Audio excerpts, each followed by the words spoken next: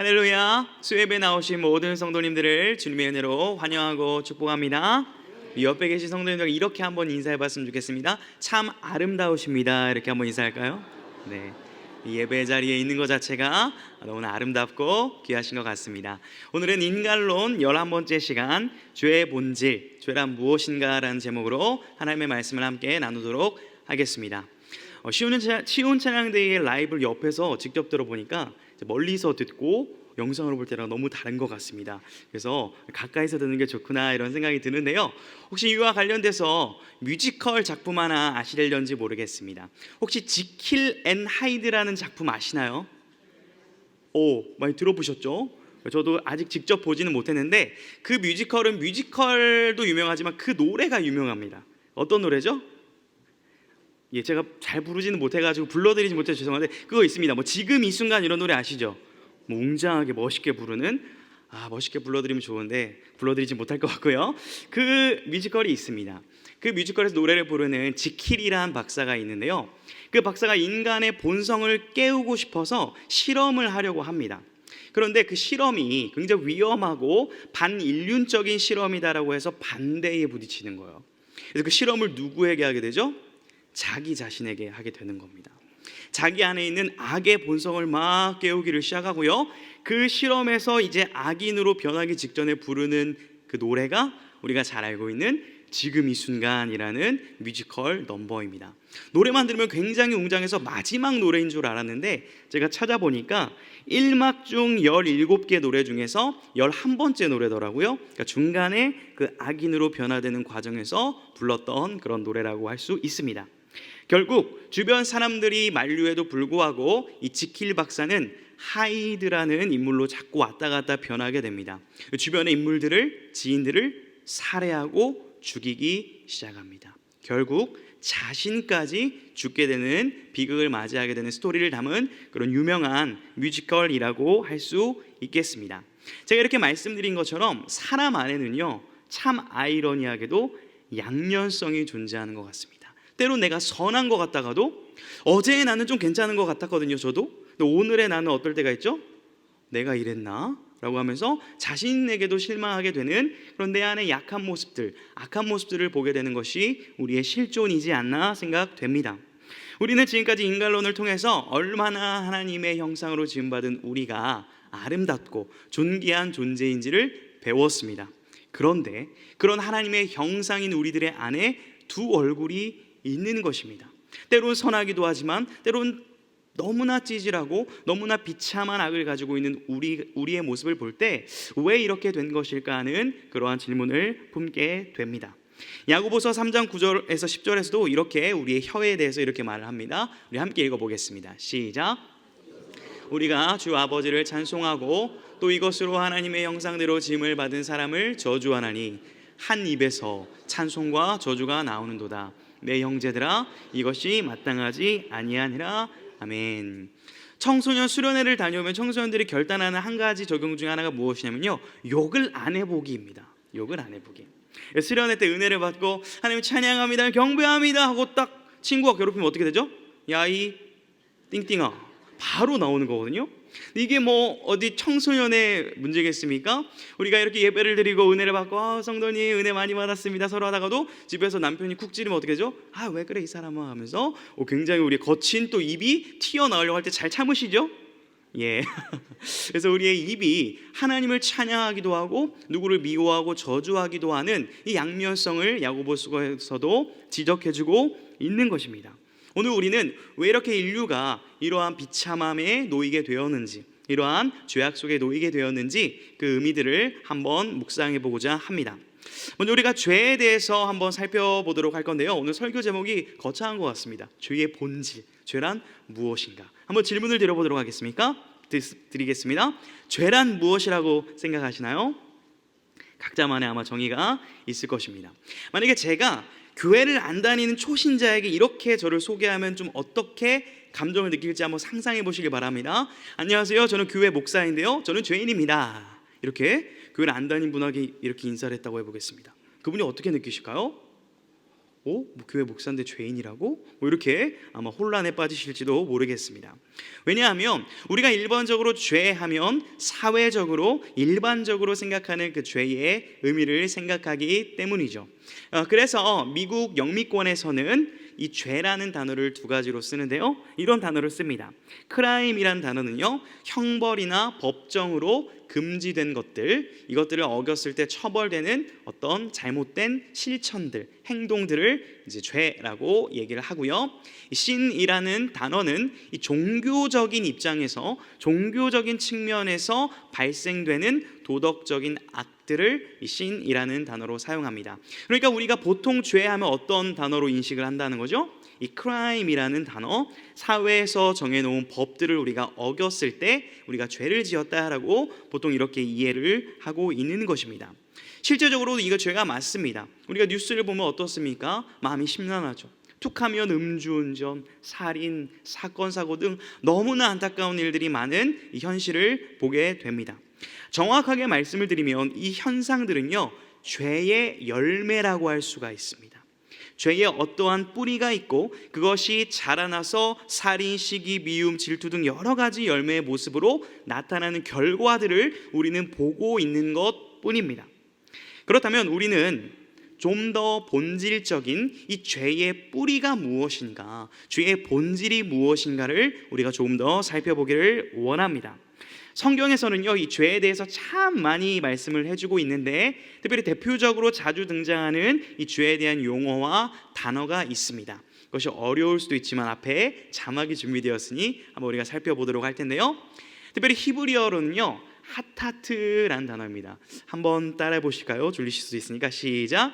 하타트라는 단어를 사용하고요, 신약 성경에서 헬라어로 살펴보게 되면 하마르티아라는 단어를 사용합니다. 한번 따라해 볼까요? 시작. 하마르티아라는 단어를 사용합니다. 이 단어의 의미는요, 어떤 표적과 관역이 있습니다. 정확한 그 관역에 화살을 쏘게 되는데 거기서 빗나가는 것을 의미합니다.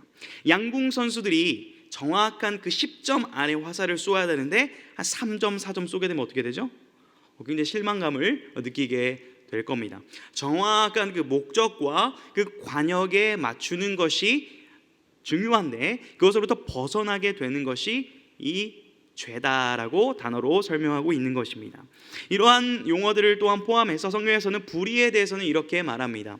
하나님의 의로부터 벗어나고 멀어지는 것. 또 불법에 대해서는 성경에서 이렇게 말합니다. 하나님이 세우신 법을 떠나고 자신의 법대로 살아가는 것을 성경에서 이 죄라는 의미를 밝혀주고 있는 것입니다.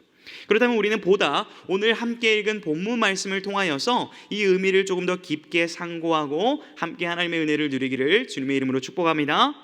우리가 본문을 통해서 살펴볼 수 있는 첫 번째는요, 죄는 하나님을 반대하고 대항하는 것이라는 것입니다. 죄는 하나님을 반대하고 대항하는 것이다. 우리 오늘 본문 6절과 7절을 다시 한번 읽어보도록 하겠습니다. 시작. 여자가 그 나무를 본즉 먹음직도 하고 보암직도 하고.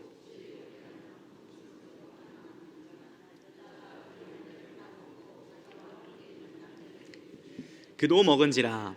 이에 그들의 눈이 밝아져 자기들이 벗은 줄을 알고 무화과 나무 잎을 엮어 치마로 삼았더라. 아멘. 너무나 유명한 본문이고 우리가 아담과 하와가 하나님께 죄를 짓는 장면입니다. 여기서 나오는 이 죄는요, 하나님과의 관계적 측면에서 어떤 의미가 있는지를 우리가 살펴봐야겠습니다. 즉 하나님은 누구시고 우리는 누구신지를 아는 것이 굉장히 중요한데요, 사랑하는 성도 여러분, 우리는 누구입니까? 하나님의 자녀, 또 여러 가지로 표현이 될 수 있을 것입니다. 특별히 창세기 1장과 2장에서는 하나님께서 우리를 대리 통치자로 세워주셨습니다. 모든 피조 세계를 다스리고 통치할 수 있는 그 하나님의 왕권을, 하나님의 형상을 닮은 우리들에게 대신 다스릴 권한을 주셨다는 의미입니다. 즉 아담에게는 자유도 주셨고 호의도 베푸셨고 에덴에서 모든 것을 누릴 수 있는 여건을 허락해 주셨다는 것입니다.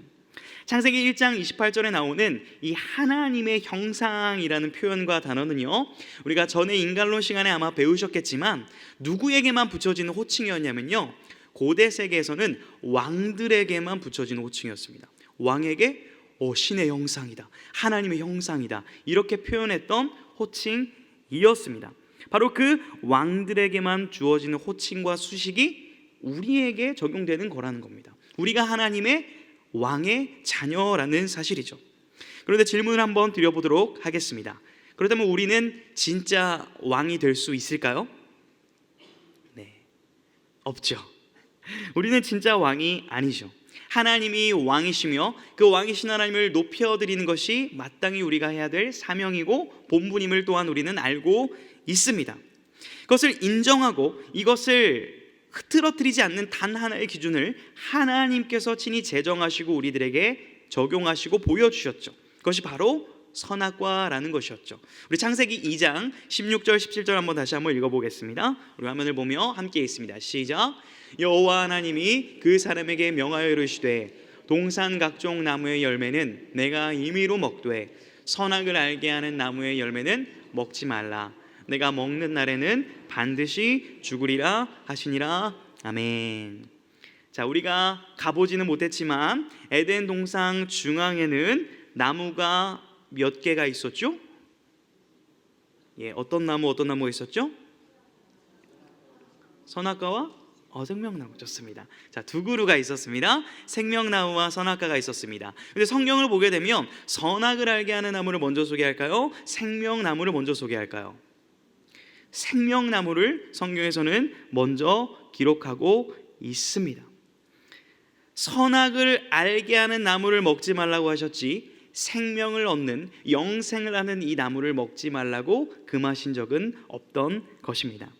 많은 분들이 이런 질문들을 하시곤 합니다. 하나님께서 처음부터 선악과를 만들지 않으셨으면 이렇게 인류가 비극과 비참과 죄에 빠지지 않았을 텐데 왜 선악과를 만드셔서 우리를 힘들게 합니까? 라는 질문을 하는 경우를 많이 들어보았고 저도 10대 때 그런 질문을 했었습니다.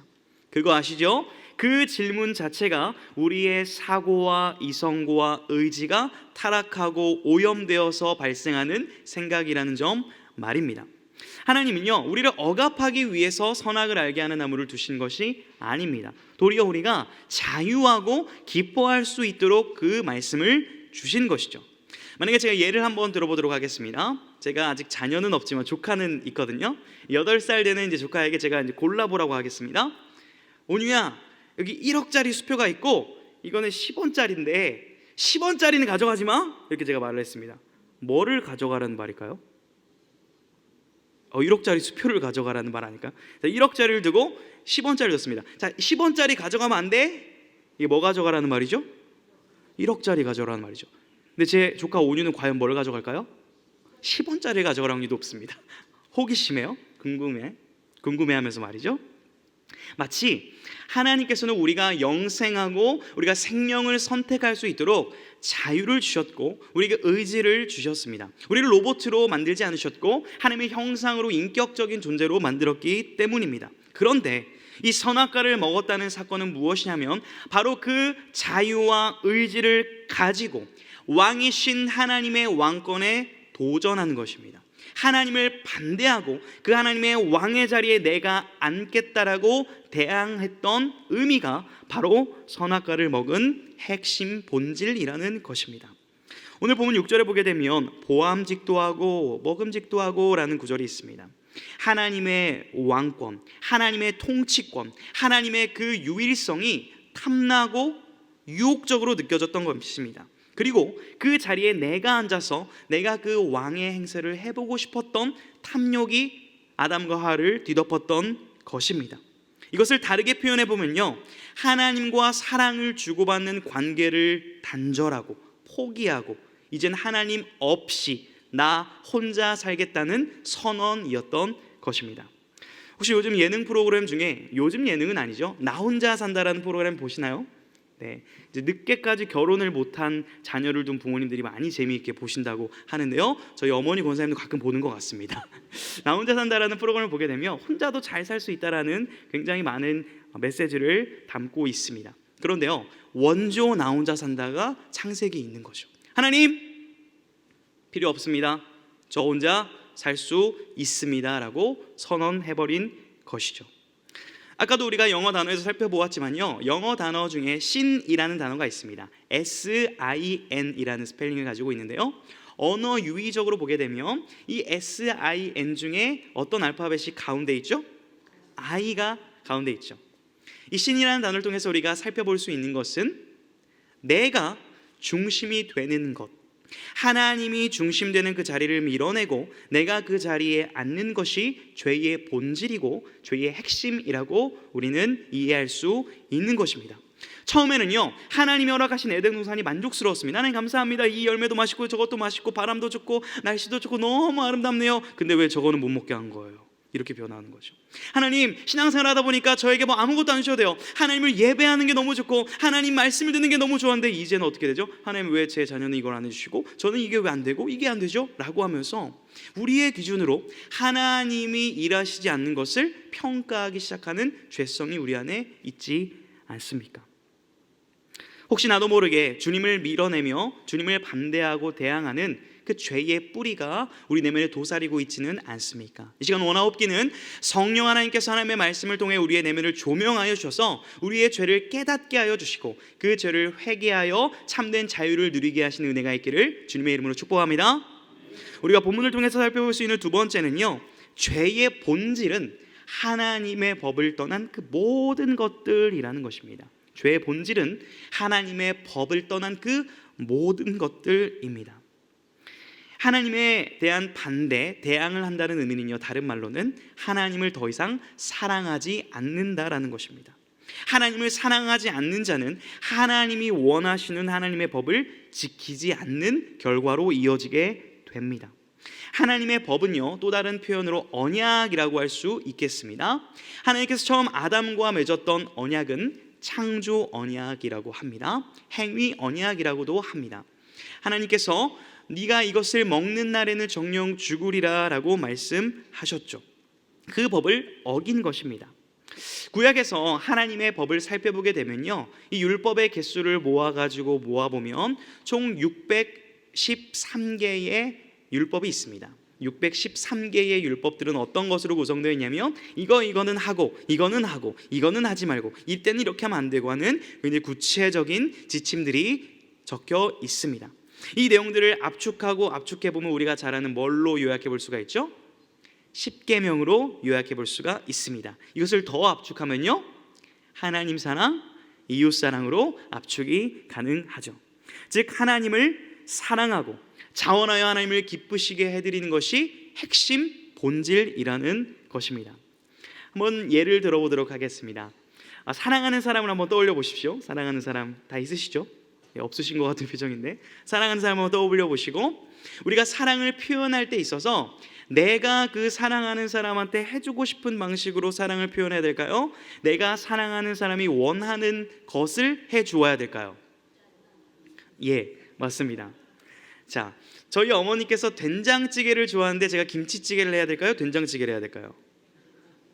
저는 된장찌개를 맛있게 끓이기보다 김치찌개를 더 맛있게 끓이기 때문에 김치찌개를 끓일 겁니다. 그럼 관계가 어떻게 되겠죠? 고마워, 맛있어. 근데 제가 김치찌개를 100번, 200번, 300번 끓여주면 어떻게 되죠? 너 엄마가 좋아하는 거 뭔지 몰라? 이렇게 이제 눈이 커지실 수도 있겠죠. 무슨 말씀을 드리는 겁니까? 사랑한다라는 것은 그 사랑의 대상이 원하는 방식과 방법으로 그 사랑을 표현한다라는 것입니다. 이 하나님의 법을 떠나 하나님과의 사랑을 포기한 자들의 모습이 오늘 본문에 있습니다. 우리 8절 말씀을 함께 읽어보도록 하겠습니다. 시작. 그들이 그날 바람이 불 때 동산에 거니시는 여호와 하나님의 소리를 듣고 아람과 그의 아내가 여호와 하나님의 낯을 피하여 동산 나무 사이에 숨은지라. 아멘. 하나님의 법을 떠난 사람들의 모습은요, 부끄러움과 수치와 아픔이었습니다. 너무나 안타까운 것은 하나님의 소리를 듣고 반가워하며 영원토록 그분을 높이도록 창조받은 존재가요, 하나님의 소리를 듣고 숨기 시작합니다. 피하기 시작합니다. 이처럼 비극은 존재하지 않는 것이죠. 죄인들은요, 이 하나님의 말씀, 이 진리의 메시지를 듣기를 거부합니다. 싫어합니다. 심지어는 숨는 것을 넘어서요, 적극적으로 그 말을 하지 못하도록 틀어 막아 버리는 것을 볼 수가 있습니다. 사도행전에 보면 이런 말씀이 있는데요, 제가 읽어드리도록 하겠습니다. 그들이 큰 소리를 지르며 귀를 막고 일제히 그에게 달려들어 성 밖으로 내치고 돌로 칠세. 증인들이 옷을 벗어 사울이라는 청년의 발 앞에 두니라. 그들이 돌로 스데반을 치니 스데반이 부르짖어 이르되 주 예수여 내 영혼을 받으시옵소서 하고 무릎을 꿇고 크게 불러 이르되 주여 이 죄를 그들에게 돌리지 마옵소서. 이 말을 하고 자니라. 아멘. 당시 하나님의 백성, 율법 학자였던, 율법에 능통하라고 자부했던 그 모든 하나님을 섬기던 자들이요, 구약의 모든 역사를 통틀어서 그들이 하나님의 법을 떠나고 어겨서 망했던 그 이스라엘을 회복시키기 위하여 이제 유일한 메시아 예수 그리스도가 오셨다라는 이 그들이 기다리던 복음을 전하는데도 불구하고 어떻게 하죠? 귀를 닫아버립니다. 심지어는 그 말을 하고 있는 스데반을 죽여버립니다. 이것이 하나님의 말씀을 듣고 버틸 수 없는 죄인들에게서 나타나는 모습이라고 할 수 있습니다. 사랑하는 성도 여러분, 하와와 아담은요, 뱀의 유혹, 사탄의 소리를 통해서 많은 정보를 알게 되었습니다. 하나님께서는요, 단순하게 말씀하셨습니다. 이 열매를 따먹는 날에는 반드시 내가 죽으리라 라고 말씀하시죠. 그러나 세상의 소리와 유혹들이 우리 안에 들어오게 되면요, 복잡해집니다. 이 말씀을 꼬아서 생각하는 거예요. 어떻게 그들이 이해를 했죠? 이것을 먹게 되면 정녕 죽을까? 확실하게 죽는다 말씀하신 말씀을 죽을 수도 있지 않을까라고 희석시켜버리고 변형시켜버리는 것이 죄인들의 특징이라고 할 수 있습니다. 사랑하는 성도 여러분, 성경은 지금까지 단 한 번도 실패한 적이 없으며 영원토록 1점 휘력도 사라지지 않는 영원한 하나님의 말씀임을 믿으시기를 주님의 이름으로 축복합니다. 진정한 우리의 자유는, 진정한 우리의 행복은 이 하나님 말씀 안에 거할 때인 줄로 믿습니다. 요즘 하나님의 말씀 안에 잘 거하고 계십니까? 우리 교회에서 쉬운배열 선고 묵상과 암송을 함께 진행을 하고 있습니다. 설교자로서 또 말씀을 묵상하는 자로서 영상을 만드는 자로서 누릴 수 있는 특권이 있습니다. 성도님들도 물론 말씀을 보면서 은혜를 받으시겠지만 설교자들은 말씀을 많이 봅니다. 계속 묵상합니다. 그리고 계속 공부합니다. 그러다 보면 어떻게 되죠? 처음에는 은혜가 되지 않더라도 반복하다 보면 은혜가 되는 경험을 합니다. 이 암송 영상을 제가 지금 만들고 있습니다. 처음에 말씀을 받게 되면 공부를 합니다. 제가 먼저 암송을 합니다. 그리고 PPT를 만들면서 말씀을 한번 쫙 또 보게 됩니다. 그리고 영상을 찍습니다. 한 번, 두 번, 세 번을 찍습니다. 그리고 제 얼굴을 보면서 하기 싫은데 편집을 합니다. 최소 말씀을 몇 번을 묵상할까요?